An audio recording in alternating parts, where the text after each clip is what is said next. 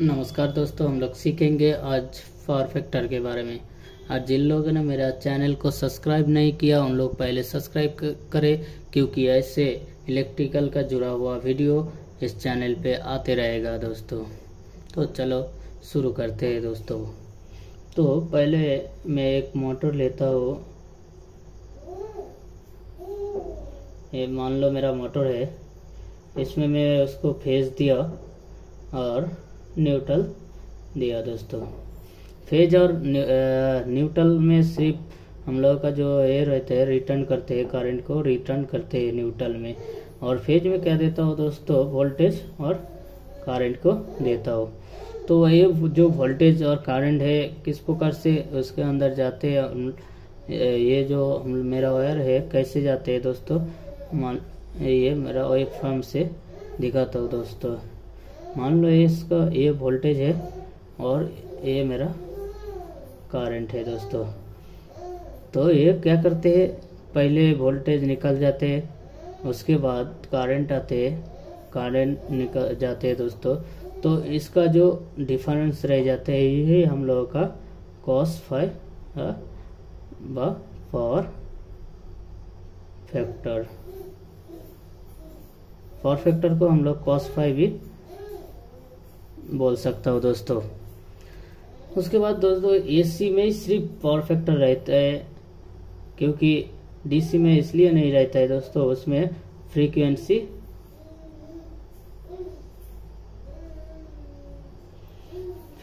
नहीं रहता है दोस्तों। जिस एसी में फ्रीक्वेंसी रहता है इसलिए हम लोगों का पावर फैक्टर आते हैं दोस्तों, कॉस फाई आते हैं। तो पहले जान लिया जो हम लोगों का कॉस फाई क्या है। जो मेरा वोल्टेज और करंट का जो वेव फॉर्म का इतना जो डिफरेंस है उसको ही कॉस फाई व पावर फैक्टर बोलते हैं दोस्तों। उसके बाद इंडस्ट्री में पावर फैक्टर का बहुत बड़ा महत्व रहता है दोस्तों।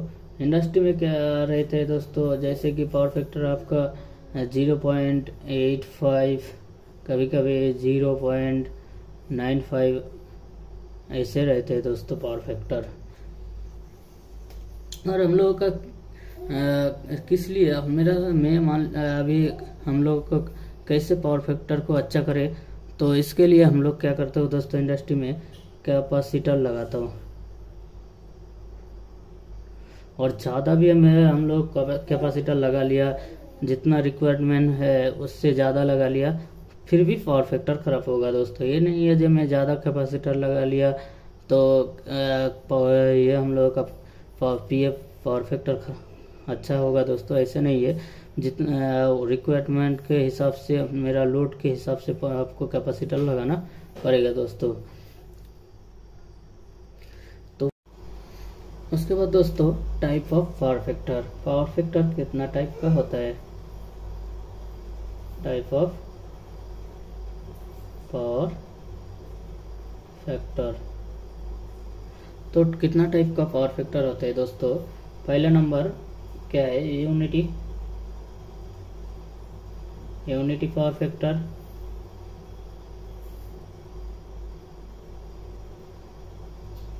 दूसरा लैगिंग पावर फैक्टर।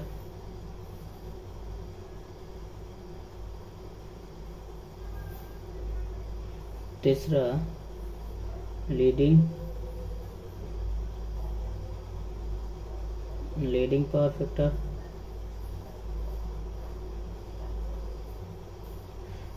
तो कितना टाइप का हो गया दोस्तों, पहला तो यूनिटी पावर फैक्टर, उसके बाद लैगिंग और लीडिंग।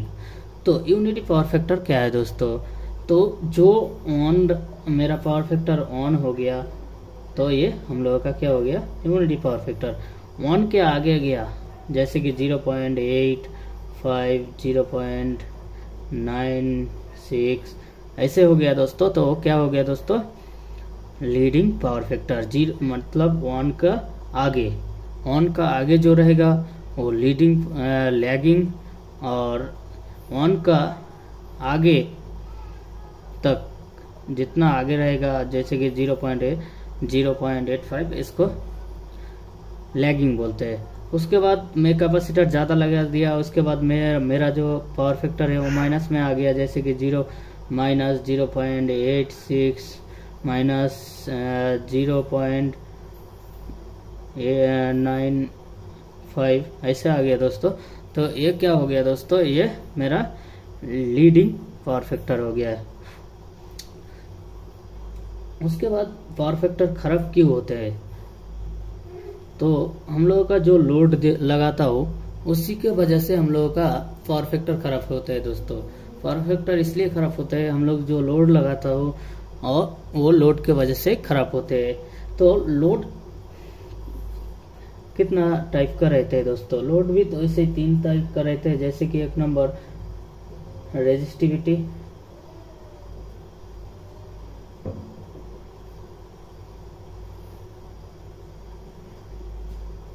Resistive load.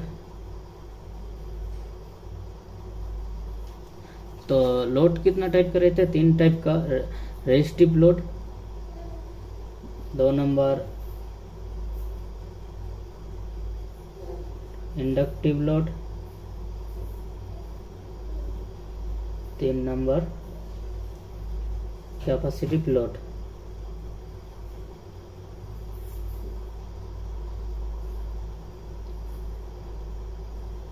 पहला नंबर क्या है, रेजिस्टिव लोड, दूसरा नंबर इंडक्टिव लोड और कैपेसिटिव लोड।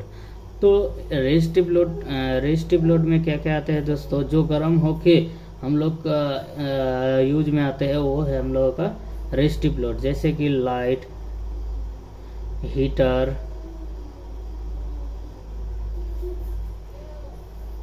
उसके बाद प्रेस, जो हम लोगों का शर्ट पैंट को प्रेस करता हो वो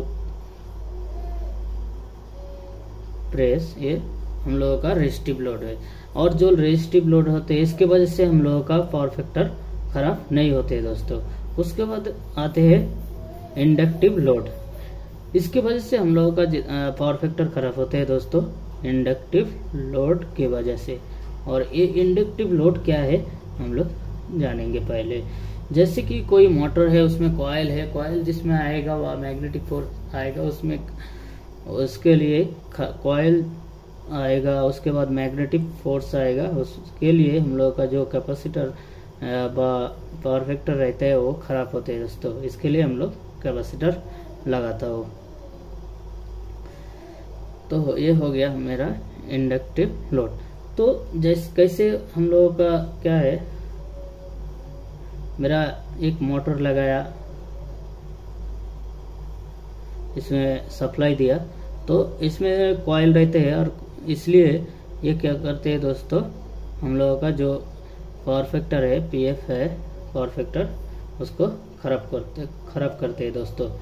तो मान लो मेरा ये वोल्टेज का वेव फॉर्म है और ये करंट का, तो हम लोगों का जो वोल्टेज और करंट का जो इतना डिफरेंस है, यही हम लोगों का कॉस फाई है दोस्तों, और यही हम लोगों का पावर फैक्टर है। तो इसको हम लोगों को एक साथ वेव फॉर्म को करने के लिए हम लोग क्या करता हूँ दोस्तों, कैपेसिटर लगाता हूँ दोस्तों। तो मैं मान लिया इसको कैपेसिटर लगाया और वोल्टेज और करंट का जो वेव फॉर्म है एक साथ आ गया, और ये हो गया हम लोगों का दोस्तों यूनिटी पावर फैक्टर। तो ये पता चल गया जो हम लोगों का इंडक्टिव लोड की वजह से ही पावर फैक्टर खराब होते हैं। और उसके बाद और एक लोड होते हैं दोस्तों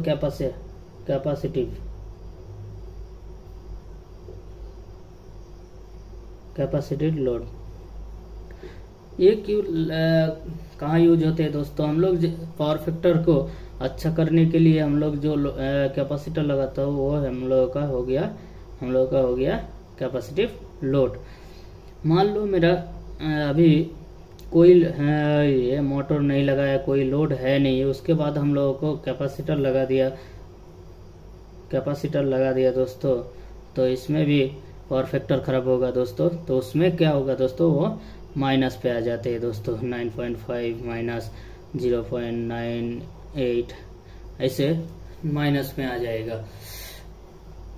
और दोस्तों तो ये माइनस पे आ जाते हैं। तो ये नहीं है जब हमें कैपेसिटर ज़्यादा लगाएंगे तो अच्छा है, ऐसे कुछ नहीं है। अब मेरा जो लोड है उसके हिसाब से मुझे कैपेसिटर लगाना पड़ेगा। तो हम लोग जो लोड को पावर फैक्टर को अच्छा करने के लिए जो लोड लगाता है उसको कैपेसिटिव लोड बोलते हैं दोस्तों। तो आज इतना तक, धन्यवाद।